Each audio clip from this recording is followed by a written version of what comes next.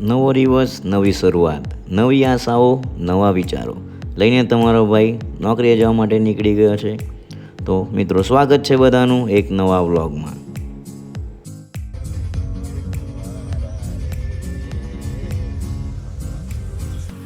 તમારા ભાઈને ક્લાસ ટીચરશીપ નથી એટલે પ્રાર્થનાના ટાઈમે સ્ટાફ રૂમમાં એકલા બેસીને આમ તેમ ફાંફા માર્યા કરીએ.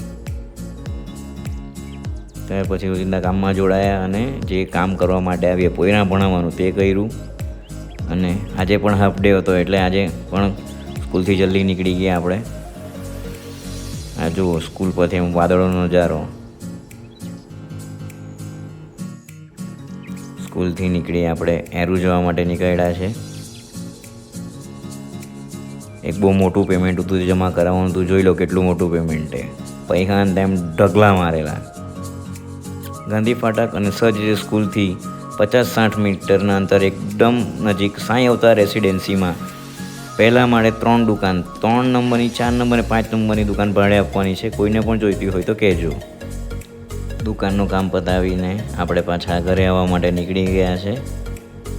હા, આપણા નહેરવાળા રસ્તાનો વ્યૂ તમને બતાવું થોડો. આજે એકદમ વાદળછાયું વાતાવરણ હતું. વરસાદ હમણાં પડું પછી પડું કરતો હતો પણ હજુ સુધી કંઈ પડ્યો નથી.